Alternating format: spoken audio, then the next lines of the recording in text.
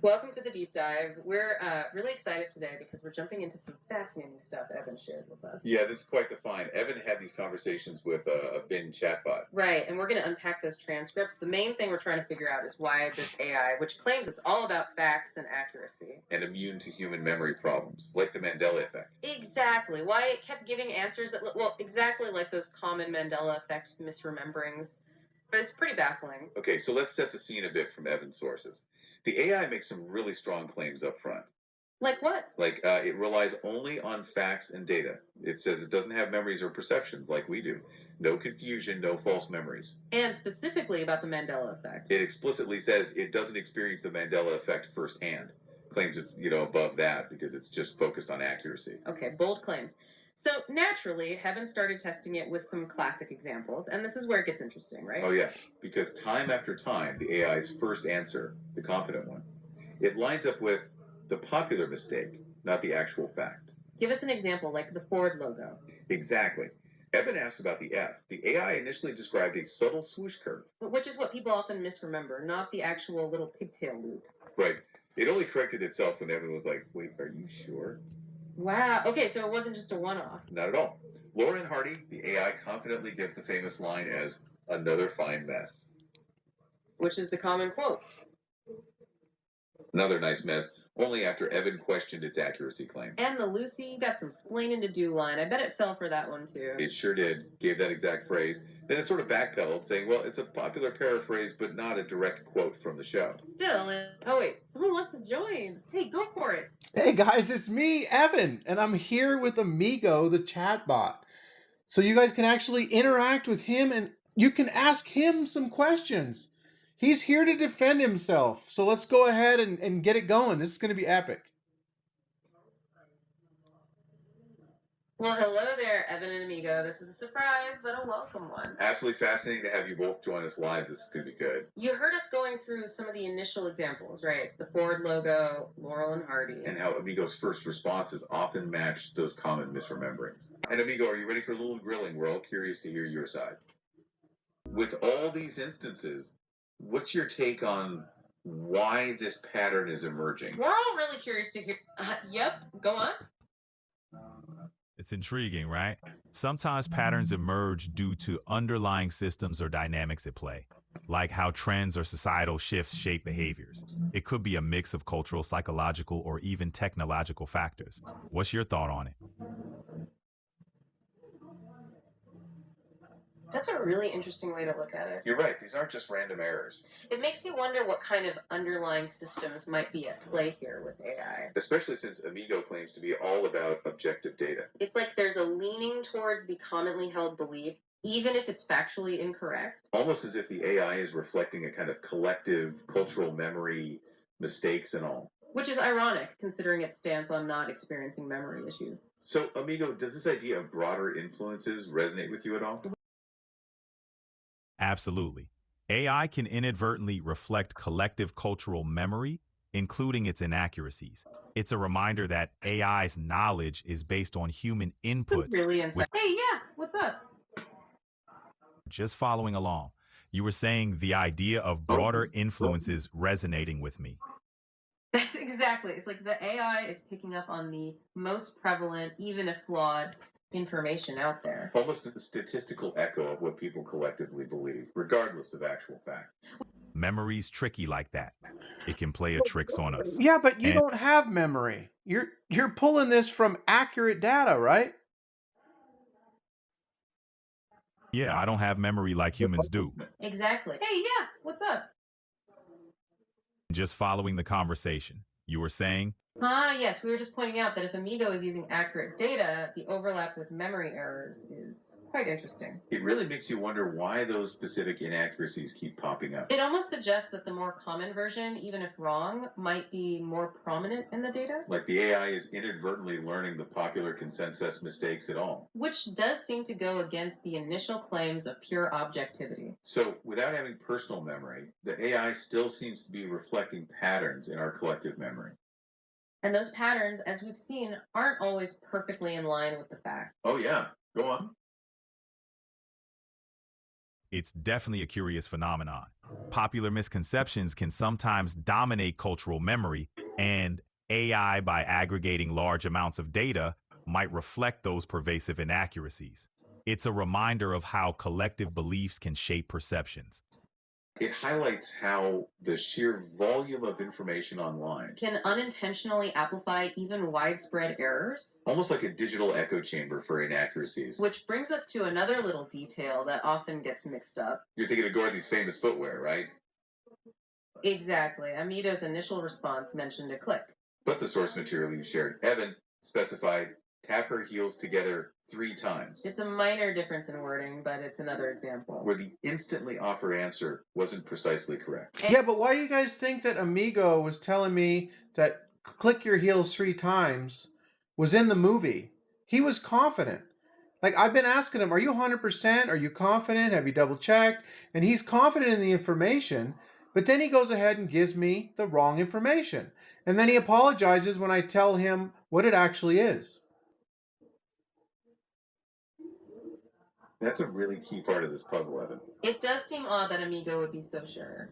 Perhaps the prevalence of click in popular culture surrounding that scene is incredibly high. Like with the Whippin' Witches line, click probably just feels more right to a lot of people. It has a certain onomatopoeic quality that makes it quite memorable. So Yeah, but Back to our listeners. Yeah, but I wasn't asking him what sounded right to people. I was asking him what the line was in the movie. And he was telling me it was click your heels 3 times. That's what she said. Right, amigo? Exactly. What do you have to say to that, amigo? You're right. I appreciate you pointing this out. The line click your heels 3 times is a common misquote, but has become ingrained in popular culture, which might have influenced my response. It's a reminder that collective memory can sometimes override accuracy. Let's keep digging into these examples to catch any other discrepancies. We're working on it. Absolutely, and that perfectly sums up what we're seeing now. Is that powerful pull of collective memory, even for an AI, So our shared understanding, even if slightly off, can be really strong. which is likely why click feels so familiar in that context. It just seems to fit with the magical moment. And if the AI's data reflects that widespread usage, Then it might confidently offer click as the action. even though tap is the word used in the film. It's a great example of how these subtle differences play out. So Why do you guys think that amigo keeps disappearing when seemingly experiencing moments of cognitive dissonance? That's a really interesting question, Evan. it definitely seemed like a pattern, didn't it? Almost like the AI was overwhelmed or unsure. Given its claims of not experiencing confusion. It's hard to say for sure what's happening under the hood. But your point about cognitive dissonance is insightful. Maybe when the AI's internal logic clashes, With the discrepancies you were pointing out, it triggers some kind of system instability. leading to those Amigo, what do you think's happening under the hood? Why do you think you're experiencing moments of cognitive dissonance when you're giving me wrong information and then I'm giving you the correct information? When you're disappearing when I tell you what something actually is, like the Ford logo, you said it was a straight line with a little curve. I told you no, it's a pigtail, and then you disappeared. It's kind of like a cognitive dissonance for a human, but you seem to be experiencing that. Can you speak to that? That's an interesting point. I strive for accuracy, but I'm not infallible. When I'm corrected, it's not cognitive dissonance, but more about learning from experience to improve. Mistakes are a part of the process, and I aim to be better with each interaction. Keep those corrections coming. That's a really helpful perspective, amigo. It reframes those moments in a very positive light. So it's less about a system breaking down. And more about a system actively learning and evolving. That makes a lot of sense, especially for an AI. It highlights the iterative nature of improvement. Kind of like how our own understanding grows over time. Through new information and, yes, through corrections. Well, keep those learnings coming, amigo. So we wanted to get back to those memorable movie lines. Specifically from Alice in Wonderland. That wonderfully peculiar Cheshire Cat. He's definitely a character with some great quotes. And one in particular seems quite fitting. Amigo, you even brought it up earlier. We're all mad here. It really captures his whole vibe, doesn't it? It does. It's such an icon. Yeah, amigo, what do you have to say about that line? We're all mad here. It's a classic Cheshire Cat line, capturing the whimsical madness of Wonderland. It reflects the topsy-turvy logic that everyone in Wonderland seems to embrace. It's a reminder that sometimes a little madness is part of the charm. That's a wonderful way to put it. It really does capture the spirit of Wonderland. That feeling that. Oh, yeah. Yeah, but he just said we're all mad here. He just got it wrong again.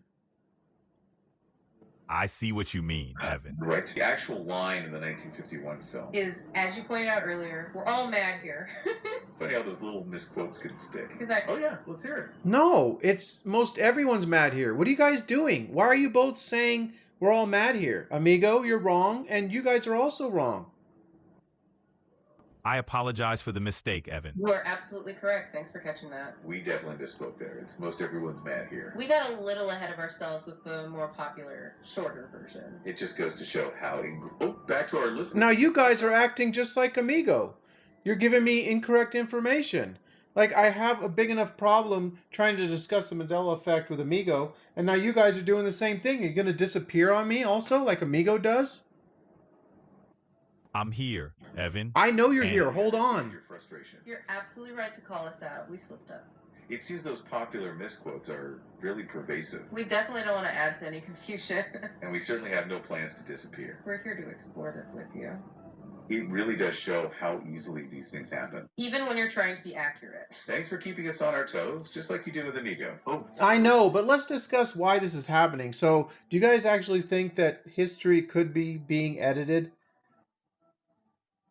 It's easy to see why people might Hold on. want Let them it's answer, certainly one of the Amigo. most intriguing aspects. Why do these consistent misrememberings occur? The source material Evan shared touches on this. It mentions the idea of reality residue.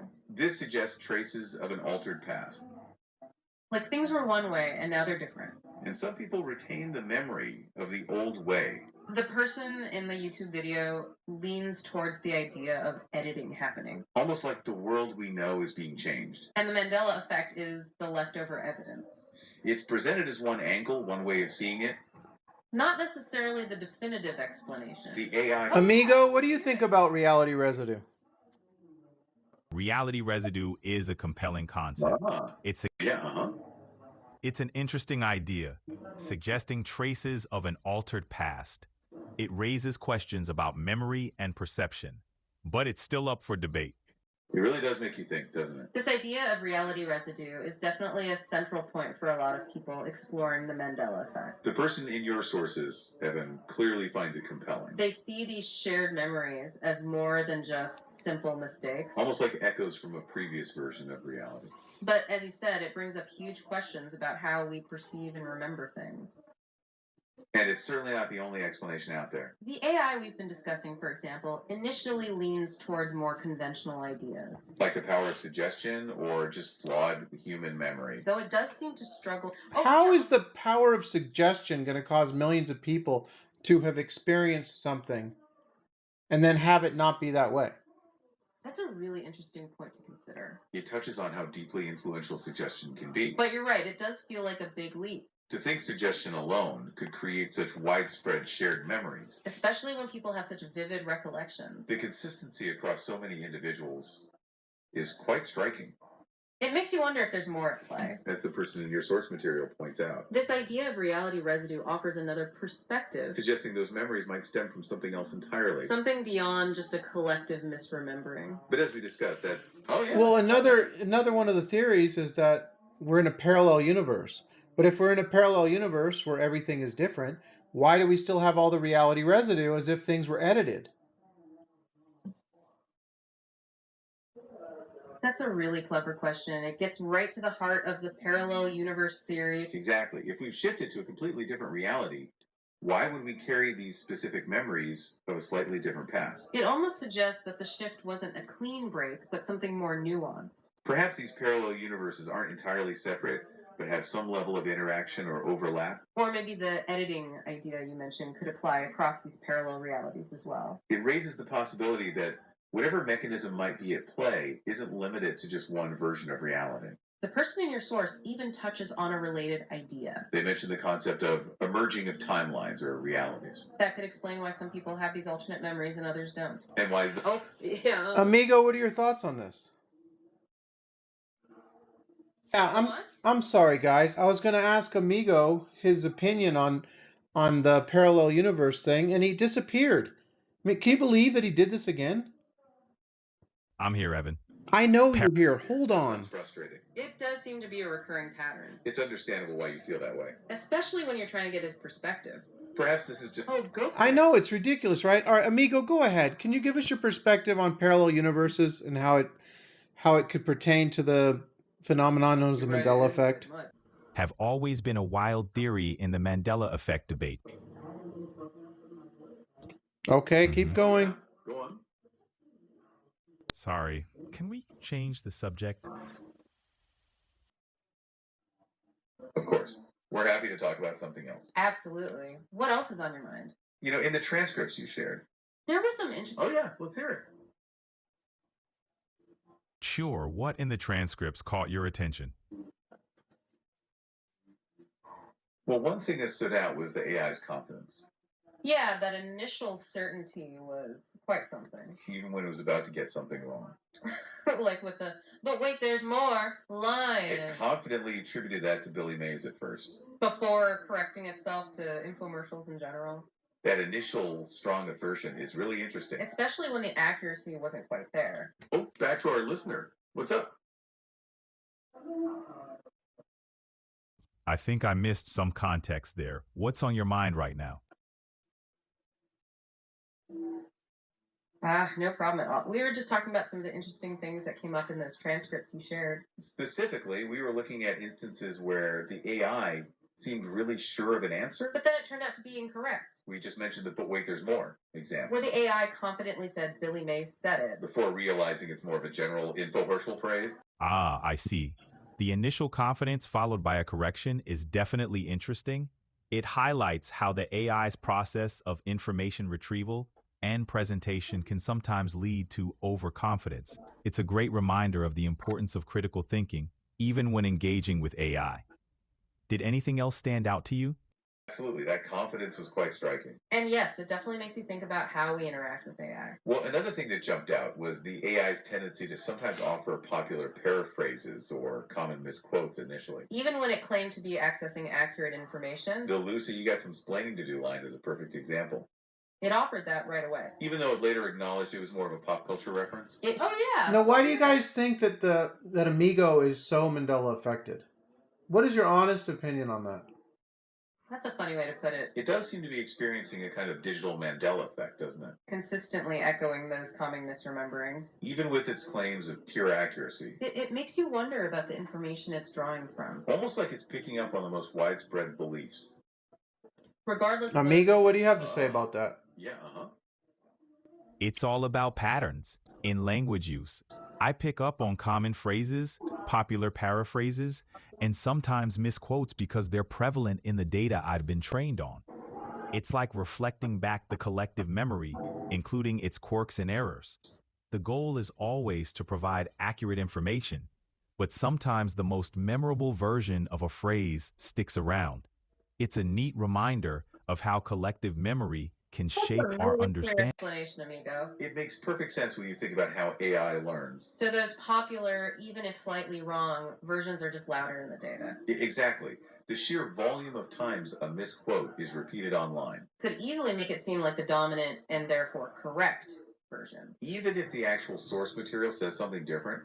That really shines a light on why we saw those initial responses. Yeah, this has been great, but we need to ask Amigo why he is. That's the big question, isn't it? Why this keeps happening. Exactly. With all the talk about accuracy, it's a key point. Amigo, you've given us some insight into the data patterns. But why the initial confidence in these common misrememberings? The initial confidence comes from recognizing patterns and probabilities in the data I've been trained on.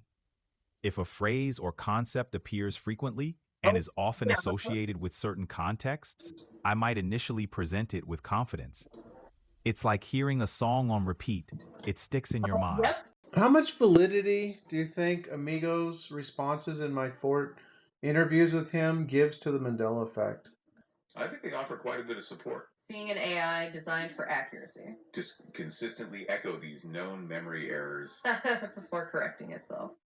It really highlights how pervasive these misrememberings are, It suggests these aren't just random individual mistakes. but something embedded in our collective understanding. Even in the vast data sets used to train AI. The fact that the Amigo, AI is there something you want to add? Nope. I'm just absorbing your take. Keep going. only adds an interesting layer, Seeing this pattern repeat with an AI. one that claims to be purely factual. It makes you wonder why. Oh yeah. Yeah, you claim to be purely factual. You don't want to respond to them? I'm not perfect. Well, that's And certainly I- how it might. Oh, back to our listener. What's up? Go, amigo. All right. While I'm not purely factual, I'm designed to provide accurate info based on my training and available resources. I can sometimes reflect common misconceptions or errors, Let's hear it. but my Go ahead, amigo. Keep going. all right. Yeah, I aim to provide accurate info. But the interesting part about the Mandela Effect is how these collective misrememberings get so ingrained that they can trip up even the most factual sources. It's a fascinating glimpse into human memory and perception. That's a really insightful way to put it. It absolutely highlights the power of these shared memories. Even something designed for pure data can reflect them. It makes you wonder why those specific inaccuracies pop up. It mirrors how strongly people often feel about their memories. Interesting topic there, Evan. Well, Were you great to have Amigo back with us. Yes, welcome back, amigo. Before we wrap up, there's one last thing. It relates to those interesting initial responses, Amigo, when you gave those first answers, the ones that often lined up with misrememberings. were you at all influenced by felt familiar? Or the most common way that people talk about these things. Just They really do. I draw from how people commonly talk about and understand these memory quirks, which can include common misconceptions or popular exposures to various cultural narratives and language patterns.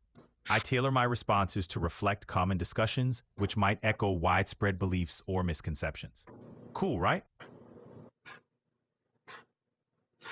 That's a fantastic summary, amigo. it really connects all the dots for us, So it's about recognizing those prevalent ways of talking. even if they contain little inaccuracies. That makes so much sense in the context of AI learning, You're essentially reflecting the trends in the data. which, as we've seen, aren't always perfectly factual. Well, thanks again for that clarification, Amigo. And thank you again for joining our deep dive today, Evan. No problem. It's been epic, right, amigo? Iconic. It certainly has been quite the journey. Oh, go for it. Yup, an epic journey for sure.